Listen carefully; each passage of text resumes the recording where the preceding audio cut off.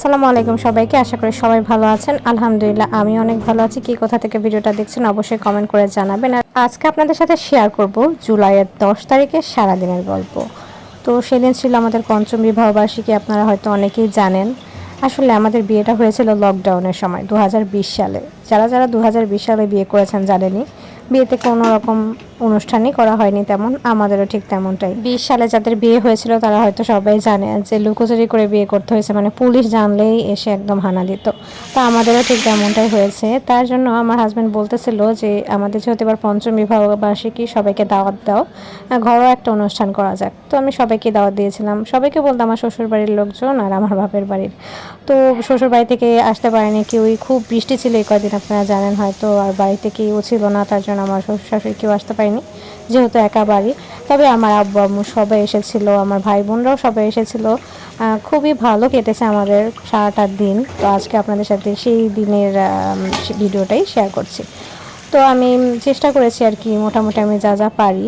আমার হাজব্যান্ড চেয়েছিল যে বিয়েতে যা যা আয়োজন করা হয় সব করার জন্য। তো আমি রোস্ট রান্না করেছিলাম, পোলাও করেছিলাম, আর গরুর মাংস ছিল, আর সাথে ছিল হচ্ছে গরুর মাংসের টিকিয়া।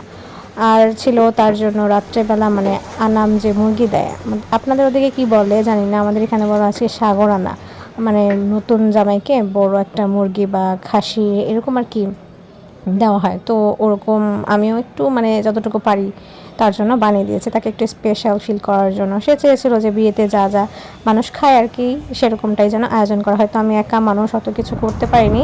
তো আমার আব্বু আম্মা আবার আসার সময় আমার জন্য যে গিফট নিয়ে আসছে, আমি আবার সেটাই আনবক্সিং করতেছিলাম। এটা আবার আপনাদের সাথে পরে শেয়ার করব কি দিয়েছিল আব্বু আম্মা আমাদেরকে অ্যানিভার্সারিতে। তো রান্নাবান্না শেষে দুপুরবেলায় যে আমরা সবাই নিচে বসেছি, যেহেতু অনেক মানুষ একসাথে খাওয়ার মজাই আলাদা। আর ভাই বোন সবাই, আব্বু আম্মু ছিল, খুব ভালো লাগতেছিল। তারপরও মিস করতেছিলাম আমার শ্বশুরবাড়ির সবাইকে, যেমন মা বাবা আসলে, আমার ননা আসলে খুব মজা হতো। তো যাই হোক, আসতে পারিনি, কি আর করার। এদিকে আবার আমার বোনের, ছোট বোনের এসএসসি পরীক্ষার রেজাল্ট সেদিন দিয়েছে। তো সে মোটামুটি রেজাল্ট করেছে আর কি, তার কাছে আমরা যতটুকু আশা করেছি তার থেকে বেশিই করেছে। তো সে আবার সবাইকে মিষ্টি খাওয়াচ্ছিল, আমার ঘরে মিষ্টি ছিল, আমি বললাম যে তুই মিষ্টি খাওয়া।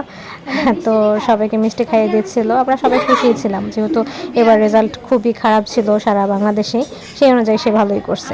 আর এই যে আমার মেয়ে নাচতেছিল তার খালামণির রেজাল্ট শুনে। তো সবাই মানে একটা খুশির দিন আর একটা খুশি, খুব ভালো লাগতেছিল। আমার মেয়ে এখন মোটামুটি ভালোই নাচ শিখে গেছে মাশাআল্লাহ দিলে। তো এইদিকে আমি আর আমার হাজব্যান্ড গিয়েছিলাম বিকেলবেলা কেক আনতে, আর একটু নাস্তা নিয়ে আসলাম। আজোয়াতে গিয়েছিলাম, আমাদের কোনো বাড়িতে আসলে আজোয়া ছাড়া ভালো কেকের কোনো শপ নাই, সেখান থেকে আনতে হয়। প্রতিবারই একই দোকান থেকে আনতে আমার ভালো লাগে না, তারপরে কিছু করার নেই।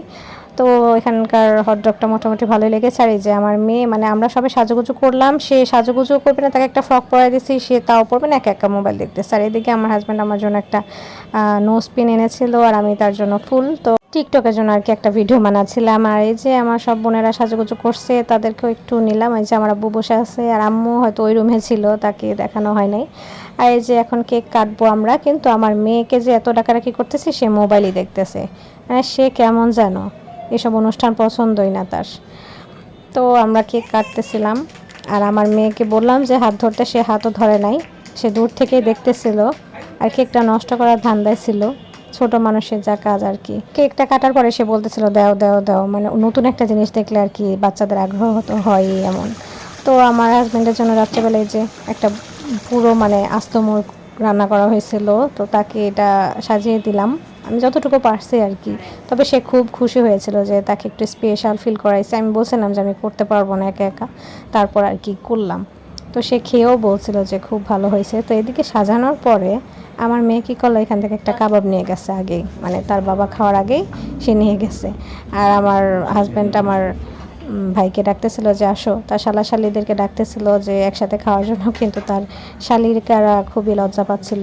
আসলে কেক কাটতে কাটতে তারপর আবার ভিডিও, এরপর আবার ওই যে আস্ত মোরগ রান্না করতে করতে অনেক লেট হয়ে গেছিল। এরপর আবার আব্বু আম্মু আসছিলই আমাকে নিয়ে যাওয়ার জন্য, কারণ ঈদের পর আমি এখনো বাবার বাড়ি যাই নাই। তো আমার হাজব্যান্ড বলছে যে তো বাবা মা যদি আসে তাহলে তোমাকে নিয়ে 7 দিন রাখতে পারবে সিরাত আর তোমাকে। তো এর জন্যই আব্বু আম্মু আর কি মূলত আসছে, না হলে আব্বু আম্মু হয়তো আসতো না। তো খুব ভালো লাগতেছিল যে পরদিন বাবার বাড়ি যাব। তো এদিকে সিরাতের বাবা আমাকেও বললো যে তুমি একটু খেয়ে দেখো তোমার রান্না কেমন হয়েছে। আসলে রান্নাটা খুব ভালো হয়েছিল। তো আজকের ভিডিওটা এই পর্যন্ত থাক, ভালো থাকবেন সবাই, আল্লাহ হাফেজ।